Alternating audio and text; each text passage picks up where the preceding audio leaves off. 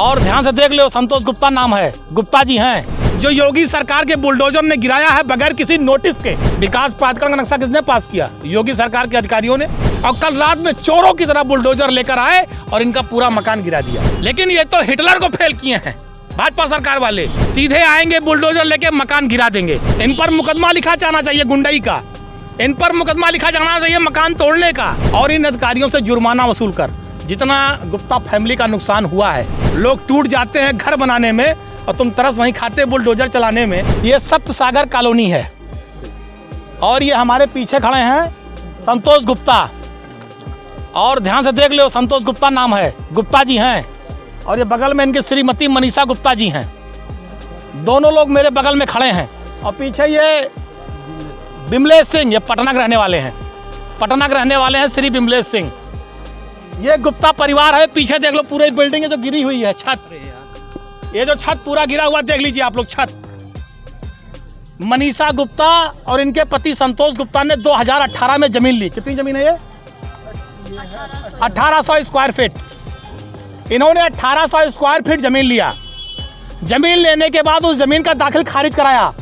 दाखिल खारिज अयोध्या के अधिकारियों द्वारा तहसील में किया गया। उसके बाद इन्होंने बैंक का लोन लिया। बैंक मैनेजर द्वारा बैंक का लोन लिया गया और बैंक मैनेजर का कहना है कि हमने यहाँ पर जांच किया है, 30 वर्षों के पहले यहाँ कोई तालाब था ही नहीं, ऐसा बैंक मैनेजर ने बयान दिया है। उसके बाद इनकी ज़मीन पर जो बिल्डिंग इन्होंने बनाना शुरू किया, जो आप देख रहे हैं, जो योगी सरकार के बुलडोजर ने गिराया है बगैर किसी नोटिस के। 3 महीने से लगातार काम चल रहा था। 3 महीने से छत पड़ गई थी पहली, दूसरा ऊपर काम चल रहा था। इन्हें कोई नोटिस नहीं दी गई। इनका इस जमीन पर दाखिल खारिज है। विकास प्राधिकरण से पूरी तरह से नक्शा पास है। विकास प्राधिकरण का नक्शा किसने पास किया? योगी सरकार के अधिकारियों ने। जमीन का दाखिल खारिज किसने किया? योगी सरकार के अधिकारियों ने।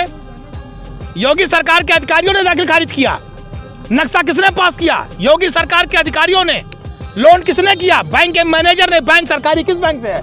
यूनियन बैंक, सरकारी बैंक है यूनियन बैंक। उसके बैंक के मैनेजर ने पास किया।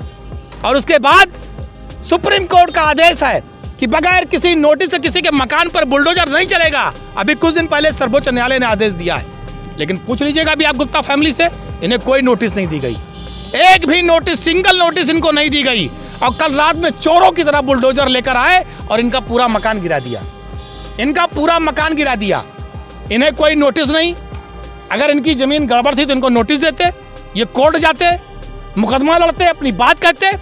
लेकिन ये तो हिटलर को फेल किए हैं भाजपा सरकार वाले कि न कोई नोटिस देंगे, न कोई बात करेंगे, सीधे आएंगे बुलडोजर लेके मकान गिरा देंगे, जिसकी समाजवादी पार्टी निंदा करती है।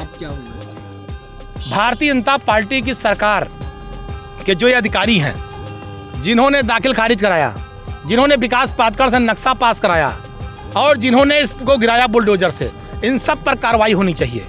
इन पर मुकदमा लिखा जाना चाहिए गुंडई का, इन पर मुकदमा लिखा जाना चाहिए मकान तोड़ने का। जितनी धाराएं लग सकती हैं सब पे मुकदमा होना चाहिए। और इन अधिकारियों से जुर्माना वसूल कर। जितना गुप्ता फैमिली का नुकसान हुआ है उसकी भरपाई इन अधिकारियों के जेब से होनी चाहिए।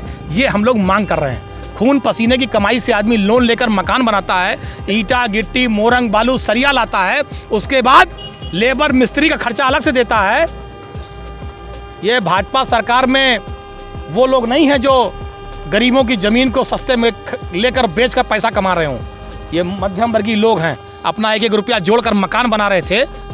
लोग टूट जाते हैं घर बनाने में और तुम तरस नहीं खाते बुलडोजर चलाने में। योगी सरकार ने गरीबों पर, मकानों पर बुलडोजर चलाया।